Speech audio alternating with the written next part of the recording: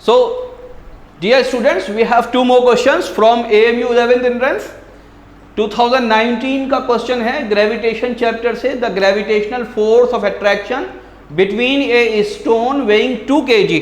एक स्टोन है जिसका मास दे रखा है 2 kg, उसकी ग्रेविटेशन फोर्स भी दे रखी है आगे, एंड अर्थ वेइंग 6 × 10⁻24 kg। तो दो ऑब्जेक्ट्स हैं, दोनों का मास दे रखा है, एक अर्थ है और एक स्टोन है। इज 19.6, तो स्टोन के ऊपर जो अर्थ फोर्स लगा रही है वो 19.6 है। What will be the acceleration produce in the earth, earth के अंदर कितना एक्सेलरेशन प्रोड्यूस होगा इससे, ठीक है। तो बड़ी चौंका देने वाली बात है कि अर्थ का एक्सेलरेशन हमसे पूछा है, हालांकि अर्थ तो हमें कभी एक्सेलरेट होती हुई दिखती नहीं है।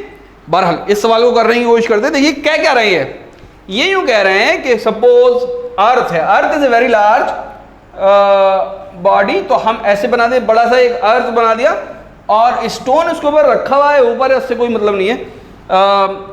अर्थ फॉर एग्जाम्पल थोड़ा सा ऊपर मान लेते हैं सपोज इस स्टोन को, दिस इज स्टोन, ओके।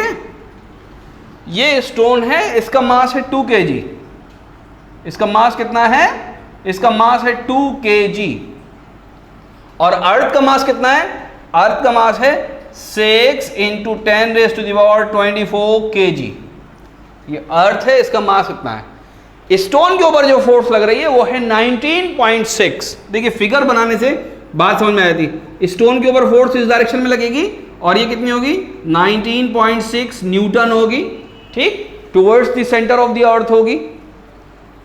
पूछ रहे हैं अर्थ के अंदर कितना एक्सेलरेशन हुआ।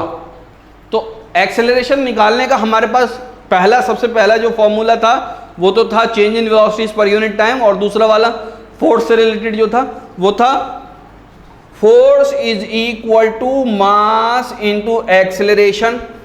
तो हमें अर्थ का मास तो पता है, अर्थ का एक्सेलरेशन निकालना, फोर्स हमको पता नहीं कि अर्थ के ऊपर कितनी फोर्स लग रही है। याद करिए जब मैंने आपको ये बताया कि यूनिवर्सल लॉ ऑफ ग्रेविटेशन क्या है, तो उसमें मैंने 2 फोर्सेस बनाई अपोजिट डायरेक्शन में, और ये आपको बताया कि दोनों फोर्सेस अपोजिट तो होती हैं, साथ के साथ इक्वल भी होती हैं। तो जितनी फोर्स अर्थ स्टोन पे लगा रहा है उतनी ही फोर्स अर्थ पर स्टोन लगाएगा, और किस डायरेक्शन में लगाएगा, अपोजिट डायरेक्शन में लगाएगा। तो अर्थ की जो फोर्स होगी वो अपवर्ड डायरेक्शन में होगी, और वो भी 19.6 होगी।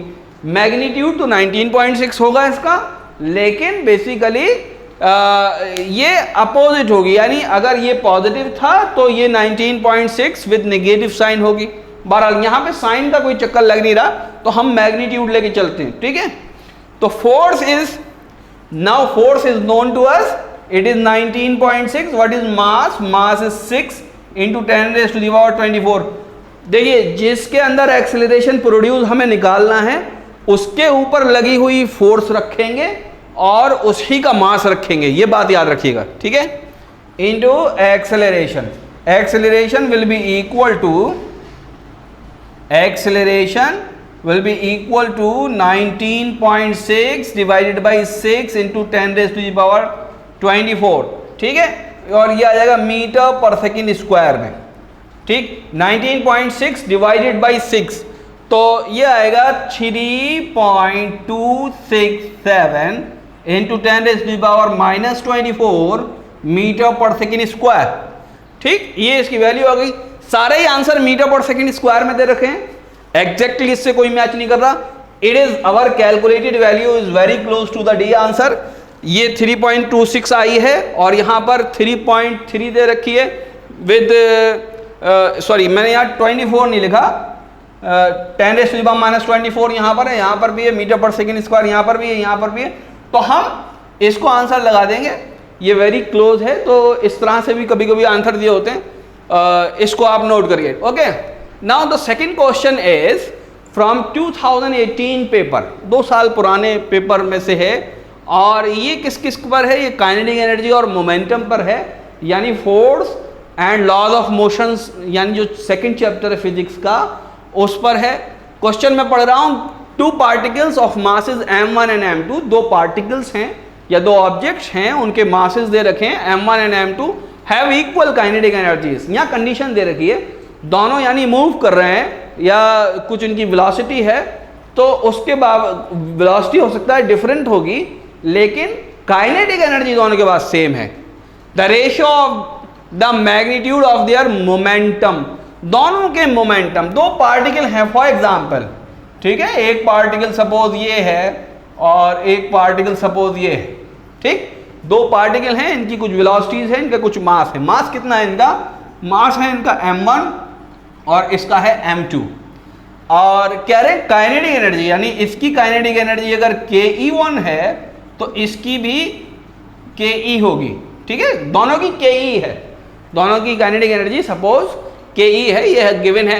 हमसे ये पूछा है कि इनके मोमेंटम, इनका मोमेंटम P1 और P2 होगा, तो हमसे जो पूछा है P1 और P2 का रेशियो बताइए, the ratio of the magnitude of their momentum, तो P1 अपॉन P2 ही निकालेंगे। ओके, अब देखिए ध्यान से, now two particles having masses m1 m2 and having equal kinetic energies, तो काइनेटिक एनर्जी किसके बराबर होती है? काइनेटिक एनर्जी बराबर होती है हाफ mv², बात समझ में आ गई। और मोमेंटम किसके बराबर होता है? मोमेंटम होता है मास इनटू वेलोसिटी।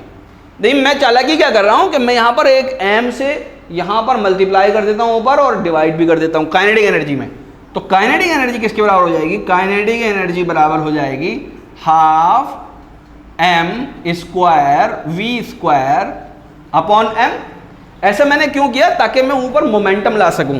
तो काइनेटिक एनर्जी को मैं क्या लिख सकता हूं? Kinetic energy is equal to p² upon 2m, ये लिख सकता हूं। तो पहले की काइनेटिक एनर्जी भी kE है, लेकिन हम यहां पर मोमेंटम बदला हुआ होगा और मास बदले हुए, तो m1 लगा देते हैं। और दूसरे की काइनेटिक एनर्जी भी kE है, तो वो होगा p² अपॉन 2m2। बात समझ में आ गई? ये दोनों काइनेटिक एनर्जी बराबर हैं, लेकिन मोमेंटम और मासेस अलग अलग हैं। रेशियो ले लेते हैं हम, तो P1, या हम इक्वेट कर देते हैं P1² upon 2m1 is equal to P2² upon 2m2। 2 से कैंसिल हो गया, P1² upon P2² is equal to m1 upon m2। ये वाली बात आ गई, ठीक। यहां से आगे बढ़ते हैं, P1 अपॉन P2 का whole square is equal to m1 upon m2, ऐसे लिख सकते हैं। ये स्क्वायर जब इधर जाएगा तो क्या हो जाएगा? अंडर रूट हो जाएगा। तो P1 और P2 का रेशियो किसके बराबर हो जाएगा? देखिए ध्यान से, P1 upon P2 is equal to under root m1 upon under root m2। कहीं दे रखा है? हाँ, ये दे रखा है, C1 है। C1 is the answer. इसको लगा लेंगे, 2018 का क्वेश्चन है, नोट करिए। इस तरह के छोटे छोटे कैलकुलेशन करने पड़ते हैं हमको।